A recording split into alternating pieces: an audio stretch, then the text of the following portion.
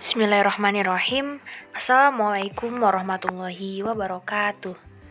Perkenalkan, nama saya Mita Amalia, seorang mahasiswi jurusan Bimbingan dan Konseling Islam semester 3. Saya berkuliah di Universitas Islam Negeri Sultan Maulana Hasanuddin Banten. Video ini dibuat untuk memenuhi tugas akhir mata kuliah Teknik Keterampilan Konseling yang diampu oleh Ibu Imalatul Khairat MPD. Judul pada video kali ini adalah konseling individual, yang dimana terdapat pengertian, tujuan, serta langkah-langkah yang akan dilakukan dalam konseling individual kali ini. Pengertian konseling individual. Konseling individual merupakan layanan konseling yang diselenggarakan oleh seorang konselor terhadap seorang klien dalam rangka pengentasan masalah pribadi klien.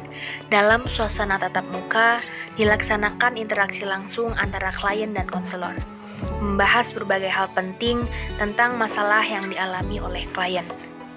Pembahasan tersebut bersifat mendalam, menyentuh hal-hal penting tentang diri klien, bahkan sangat penting yang hanya boleh diketahui dan menyangkut rahasia pribadi yang dimiliki oleh klien. Bersifat meluas, meliputi berbagai sisi yang menyangkut permasalahan klien, namun juga bersifat spesifik, menuju ke arah pengentasan masalah yang dimiliki oleh klien yang akan dilakukan oleh konselor. Konseling individual adalah jantung hatinya pelayanan konseling secara menyeluruh yang biasa dilakukan antara konseli dengan konselor. Dalam layanan konseling individual, konselor memberikan ruang dan suasana yang memungkinkan klien membuka diri setransparan mungkin. Dalam suasana seperti itu, ibaratnya klien sedang berkaca melalui kaca. Melalui kaca itu, klien memahami kondisi diri sendiri dan lingkungannya, dan permasalahan yang dialami oleh klien tersebut, kekuatan dan kelemahan yang dimiliki oleh klien, serta kemungkinan upaya untuk mengatasi masalahnya itu. Hasil berkaca itu mengarahkan dan menggerakkan klien untuk segera dan secermat mungkin melakukan tindakan pengentasan atas kekurangan dan kelemahan yang ada pada dirinya tersebut. Teknik-teknik yang dipakai dalam konseling individual.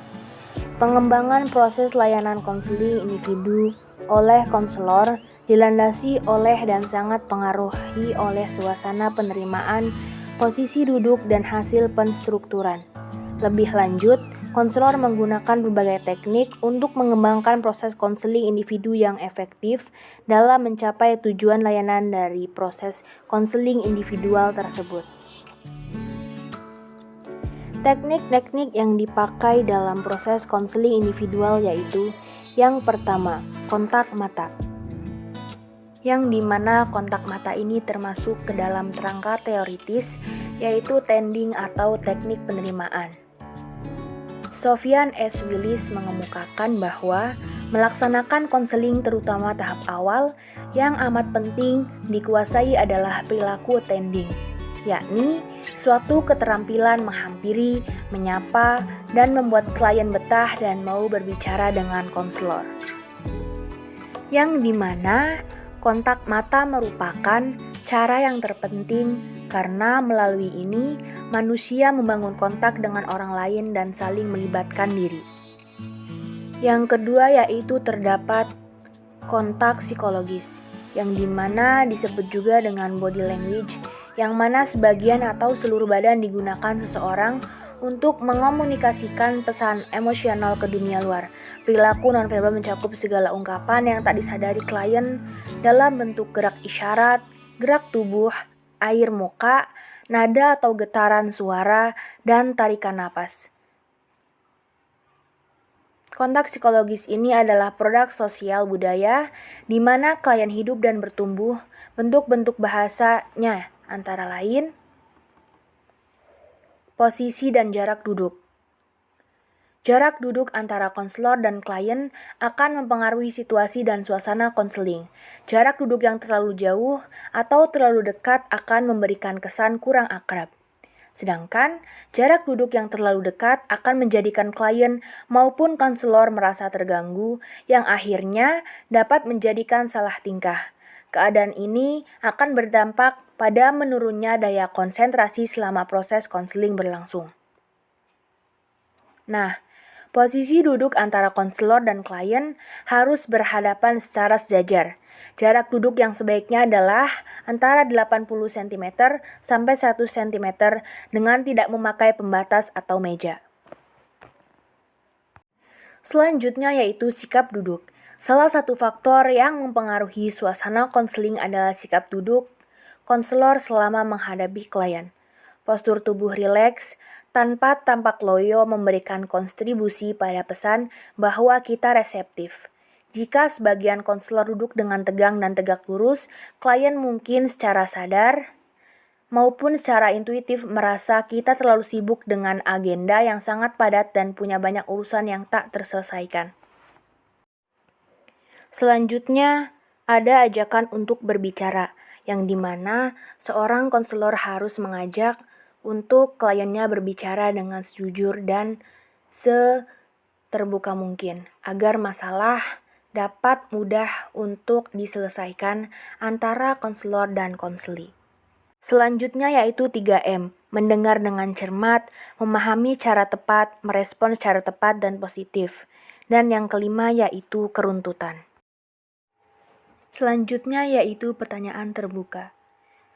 Pertanyaan terbuka merupakan upaya menggali atau mengeksplorasi masalah yang dialami klien dalam konseling dengan cara bertanya, di mana konselor mengajukan beberapa pertanyaan yang runtut. Pertanyaan yang dimaksud untuk mengeksplorasi masalah klien adalah pertanyaan terbuka. Dari pertanyaan terbuka ini, diharapkan dapat menggugah klien untuk berbicara secara luas tentang apa yang ia alami, apa yang ia rasakan, dan apa yang ia pikirkan.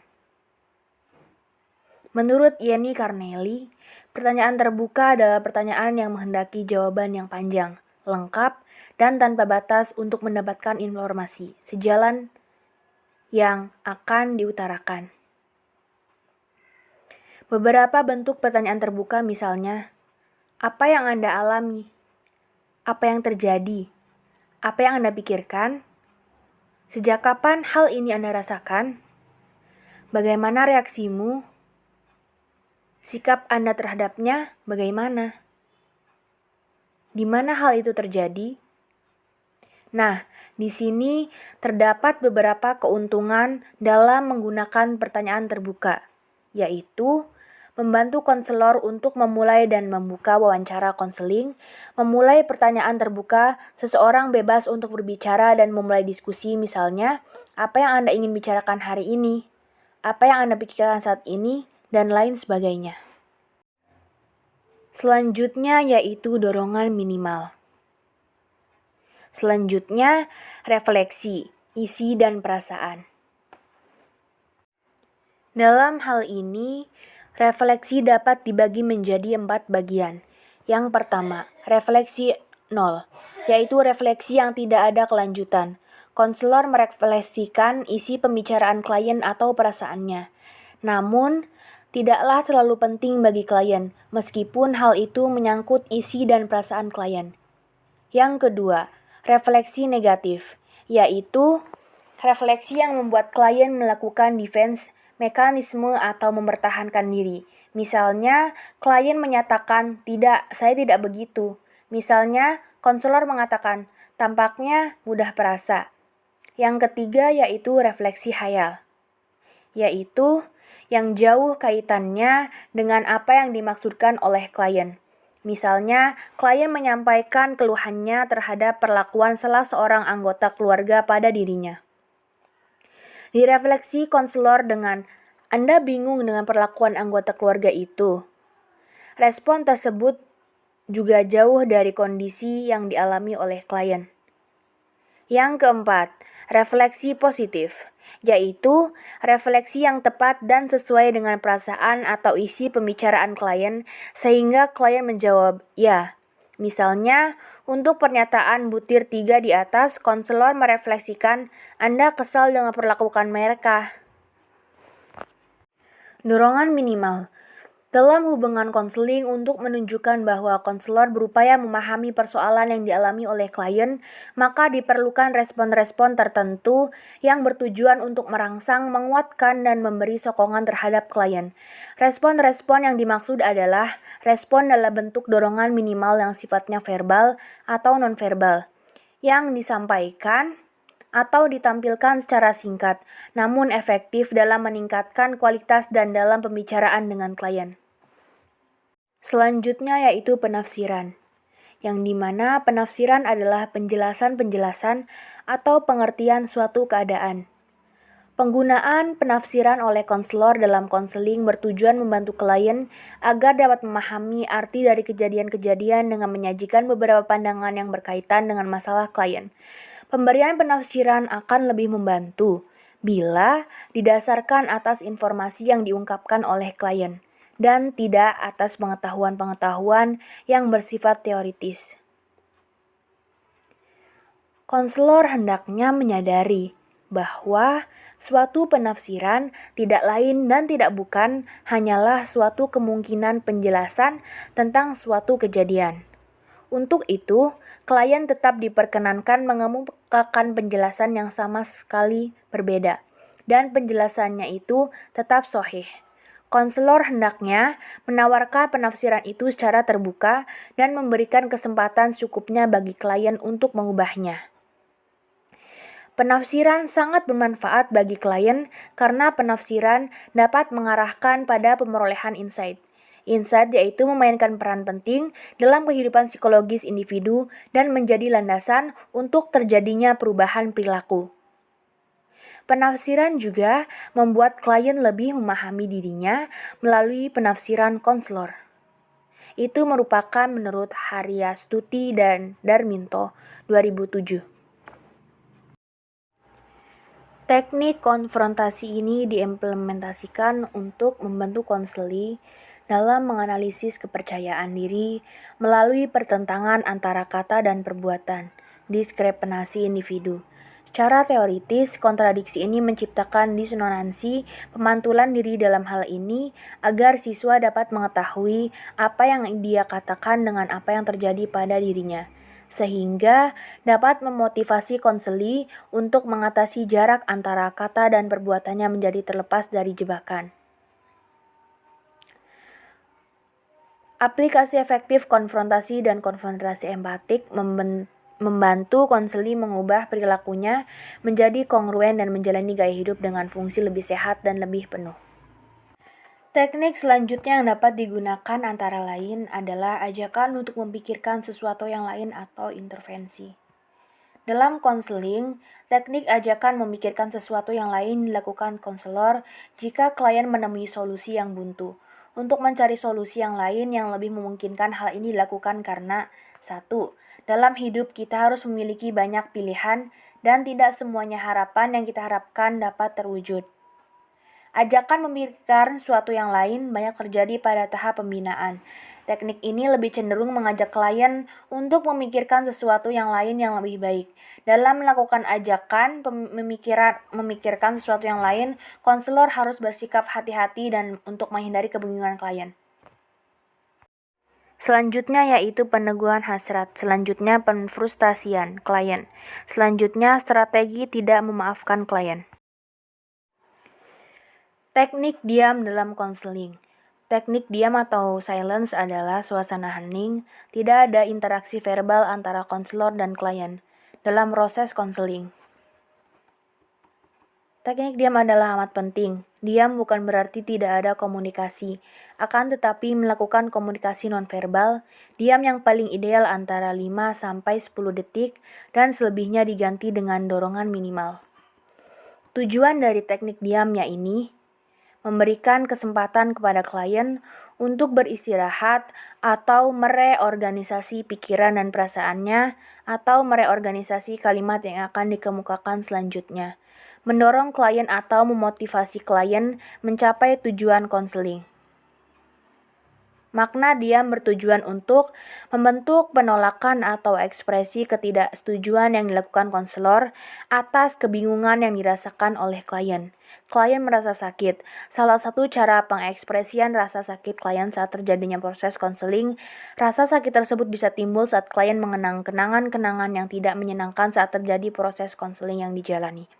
Ragu-ragu, munculnya keraguan-raguan di diri konselor atau klien saat proses konseling.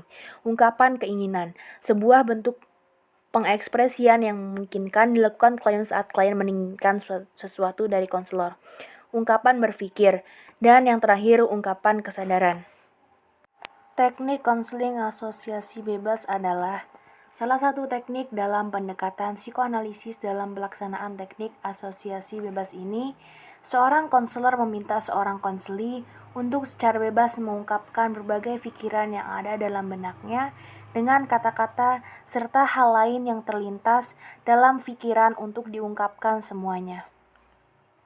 Yang dimana pencipta teknik konseling asosiasi bebas adalah orang yang menjadi bapa dari ilmu psikologi, yaitu Sigmund Freud. Selanjutnya yaitu asosiasi bebas sentuhan jasmaniah, dan selanjutnya yaitu penilaian. Menurut Taufik dan Yeni Karneli, penilaian pada konselor perlu melakukan apakah konseling yang dilaksanakan dapat berhasil dengan baik atau tidak. Dalam penilaian, konseling dapat dilakukan penilaian proses dan penilaian hasil. Penilaian hasil kegiatan pelayanan bimbingan dan konseling dilakukan melalui 1. Penilaian segera Leising, yaitu penilaian pada akhir setiap jenis layanan dan kegiatan pendukung bimbingan dan konseling untuk mengetahui perolehan peserta didik yang dilayani. Menurut Prayitno 2012, penilaian segera dilaksanakan pada setiap akhir sesi pelayanan. Yang kedua, penilaian jangka pendek, Laijapan, yaitu penilaian dalam jangka waktu tertentu setelah salah satu jenis layanan atau kegiatan pendukung diselenggarakan untuk mengetahui dampak layanan terhadap klien. Penilaian jangka pendek dilakukan setelah 1 minggu sampai 1 bulan. Yang ketiga, penilaian jangka panjang atau Laijapang, yaitu penilaian dalam jangka waktu tertentu, 1 sampai 6 bulan. Setelah satu atau beberapa layanan dan kegiatan pendukung diselenggarakan untuk mengetahui lebih jauh dampaknya terhadap klien, yang dimana menilai hasil dilakukan dengan segera sesudah klien melaksanakan rencana mengubah tingkah lakunya. Konselor hendaklah membicarakan pengalaman. Teknik yang terakhir yang dapat digunakan yaitu pelaporan, yang dimana pada pelaporan ini terdapat beberapa aspek yang harus dilaporkan di dalamnya. Yang pertama, identitas konseli, berupa nama, umur, jenis kelamin, agama, dan domisili. Yang kedua, aspek yang harus dilaporkan adalah deskripsi masalah yang dikeluhkan. Yang ketiga, kerangka kerja teoritik. Yang keempat, diagnosis. Yang kelima, prognosis. Yang keenam adalah tujuan dari konseling tersebut. Dan yang terakhir adalah layanan konseling.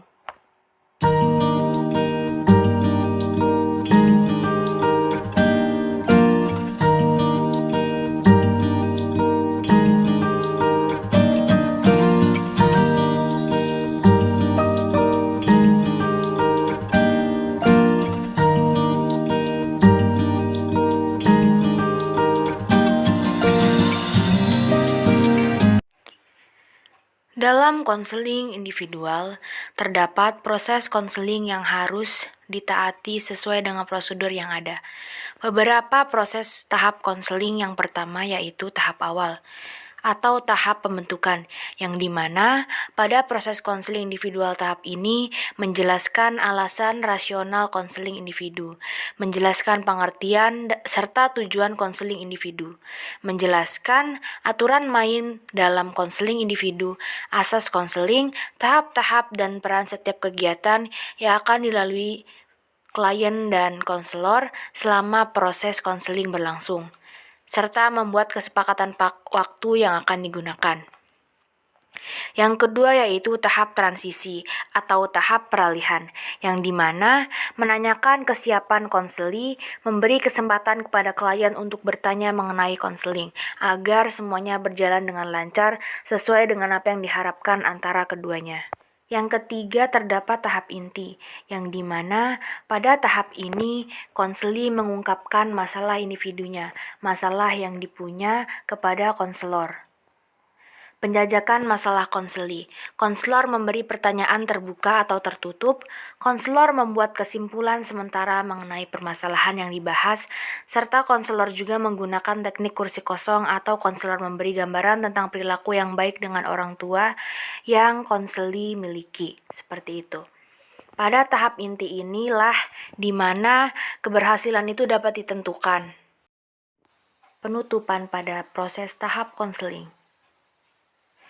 Penutupan yang dilakukan oleh konselor. Dalam penutupan ini, konselor mengevaluasi hasil kegiatan ini, serta menanyakan kepada konseli tentang perasaan setelah dilakukannya kegiatan konseling ini. Tindak lanjut pasca konseling, mengamati perubahan yang dicapai konseli dengan menjalin komunikasi yang baik antara konselor dengan konseli setelah proses konseli telah selesai dilaksanakan. Konseli akan menginformasikan keadaannya pada konselor 1 minggu kemudian atau beberapa bulan kemudian, tergantung pada waktu yang telah disepakati pada proses konseling berlangsung, dan juga masih diperlukan sesi konseling lanjutan apa tidak. Pada proses ini ditentukan masih diperlukan sesi konseling lanjutan atau tidak.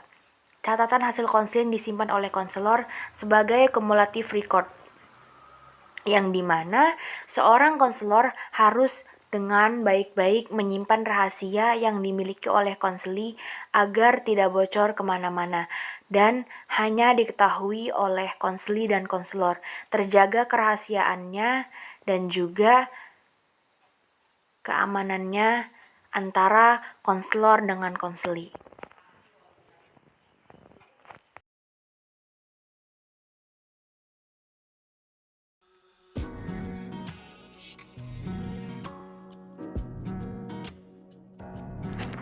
Deskripsi masalah. Sinta adalah seorang mahasiswi semester 7. Akhir-akhir ini, ia sering merasa kewalahan dengan tugas kuliah yang membuatnya begitu terbebani. Terlebih dengan semester pendek yang semakin membuatnya pusing.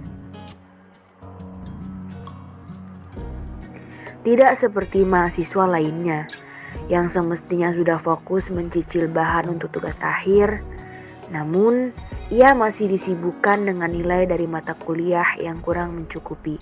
Bahkan, ada beberapa yang tidak lulus.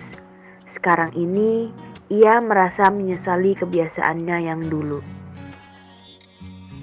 Kebiasaannya yang sering menunda-nunda pekerjaan adalah salah satu faktor penyebab dari permasalahannya sekarang. Faktor lainnya yaitu ia terlalu menghabiskan waktu untuk bersenang-senang dengan teman sepermainannya. Saat ini, ia merasa bingung dan tidak memiliki semangat. Ia terus dirundung oleh penyesalan-penyesalan pada masa lalu. Dan ia berpikir bahwa lebih baik tidak meneruskan lagi kuliahnya. Padahal, ia memiliki harapan bahwa setelah lulus nanti ia akan bisa bekerja dan dapat membahagiakan orang tuanya. Namun, apa daya, apa yang menimpanya sekarang membuat ambisinya itu menjadi hilang. Teknik yang digunakan adalah teknik latihan saya bertanggung jawab. Teknik latihan saya bertanggung jawab merupakan teknik yang dimaksudkan untuk membantu klien agar mengakui dan menerima perasaan-perasaannya daripada memproyeksikan perasaannya itu kepada orang lain. Dalam teknik ini, konselor meminta klien untuk membuat suatu pernyataan dan kemudian klien menambahkan dalam pernyataan itu dengan kalimat ... dan saya bertanggung jawab atas hal itu. Misalnya, saya merasa jenuh dan saya bertanggung jawab atas kejenuhan itu. Saya tahu apa yang harus saya katakan sekarang, dan saya bertanggung jawab ketidaktahuan itu. Meskipun tampaknya mekanis, tetapi menurut Gestalt akan membantu meningkatkan kesadaran klien akan perasaan-perasaan yang mungkin selama ini diingkarinya.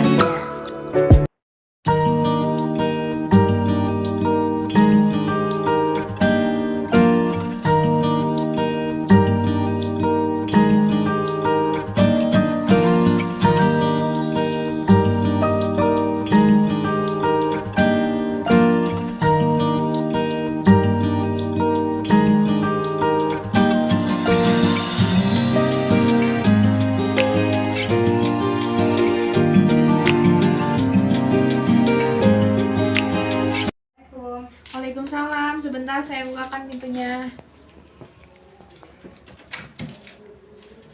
Anissa, silakan masuk, silakan duduk. Ya, terima kasih, Bu.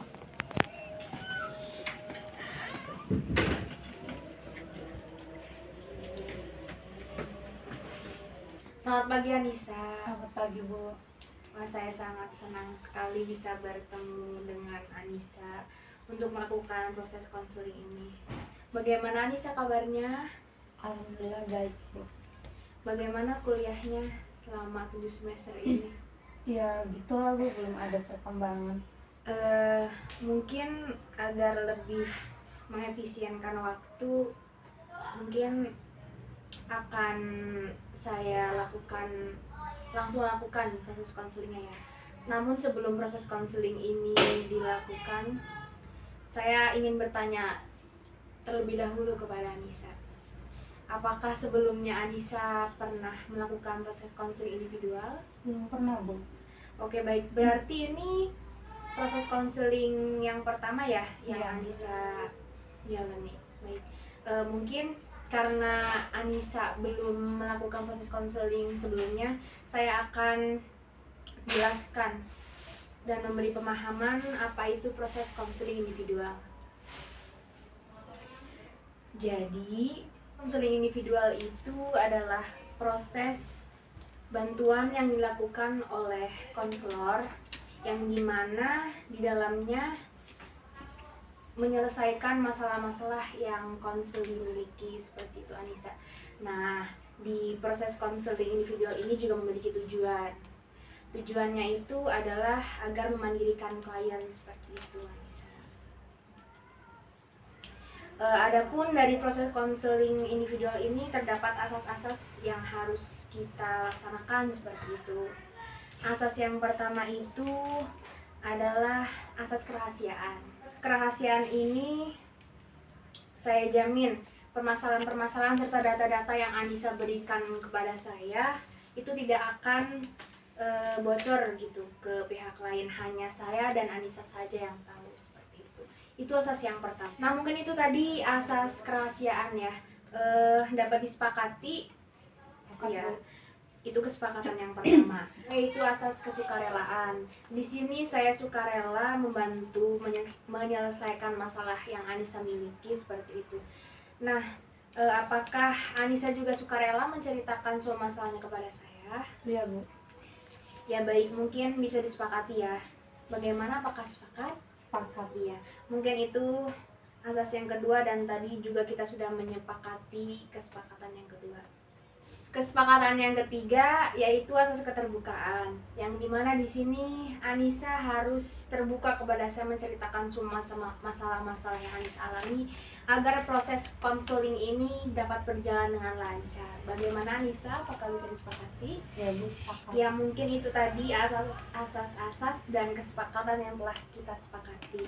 Mungkin langsung saja ya ke proses konseling yang akan kita lalui. Namun dari tadi Bu perhatikan nampaknya muka Anissa tidak ceria hari ini. Kenapa? Apakah ada masalah yang ingin ceritakan kepada saya?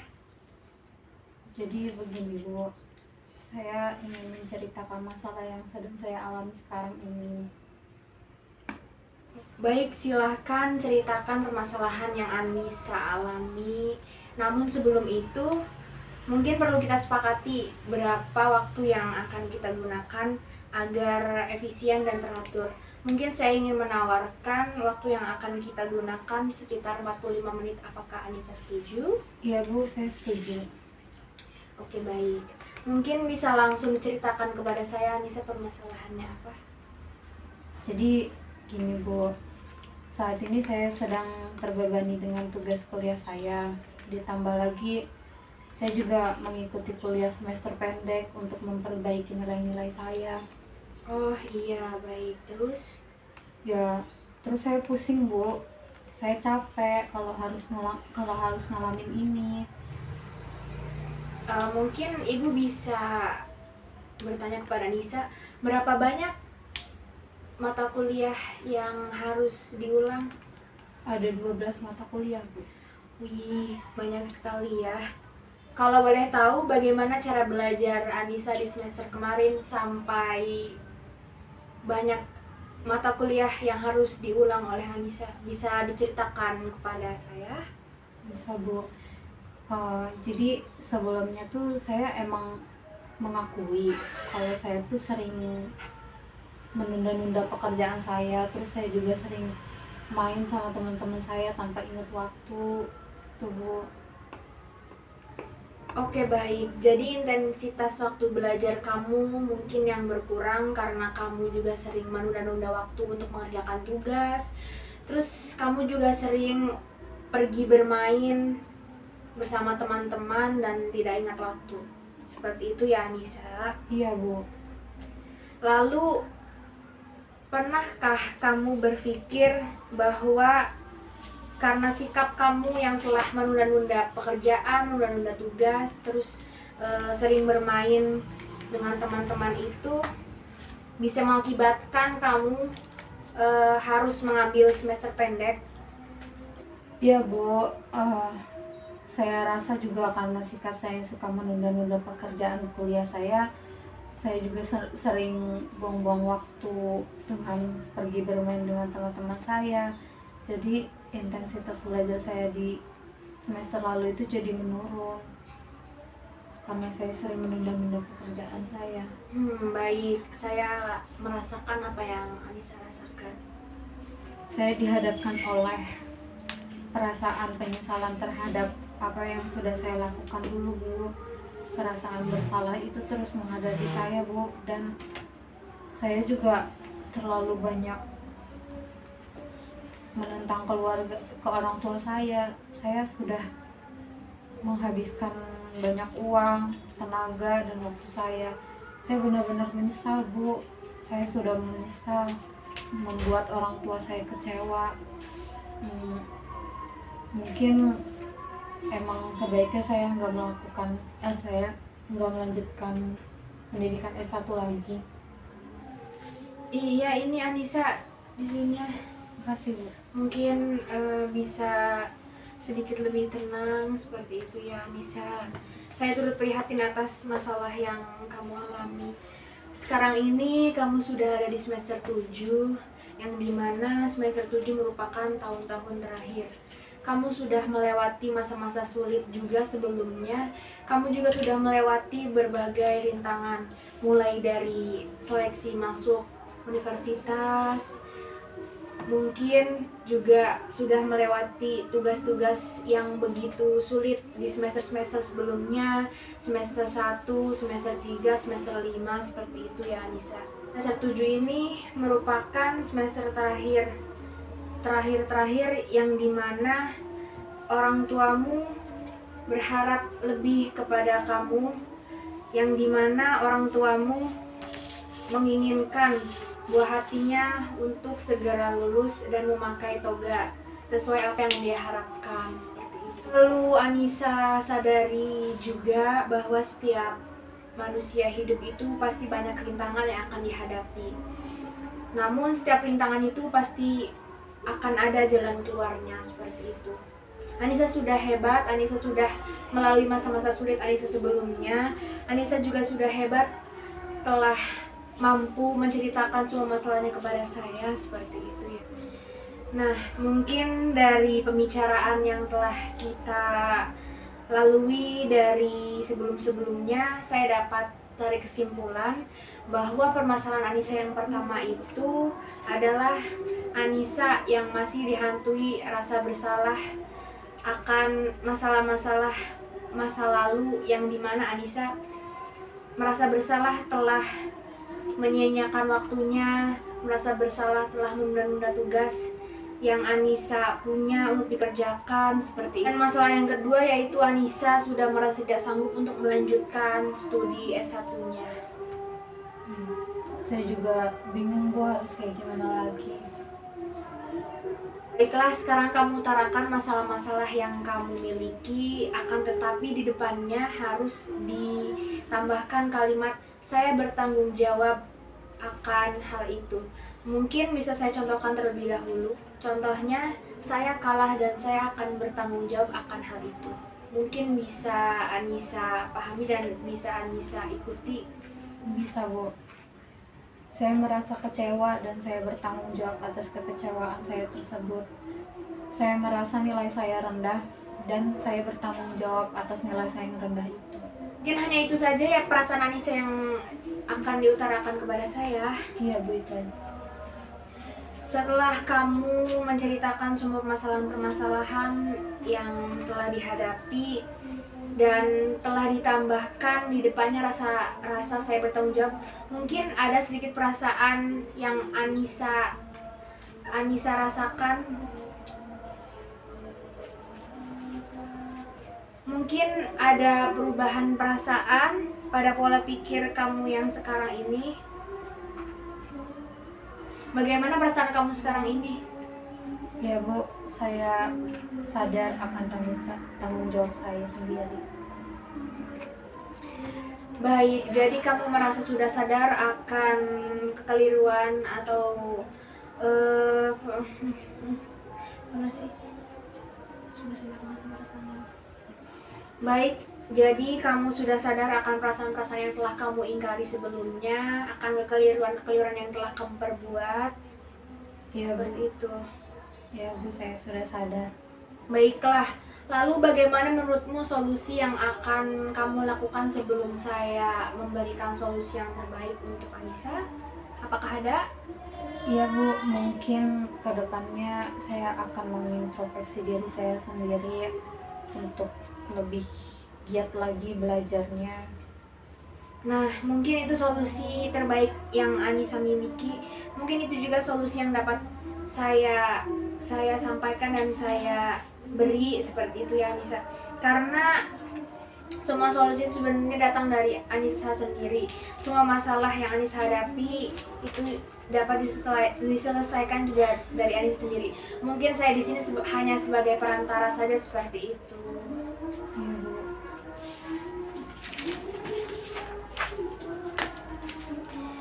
Nah, mungkin apabila tidak ada lagi permasalahan yang Anissa miliki untuk diceritakan kepada saya, konseling ini dapat diakhiri.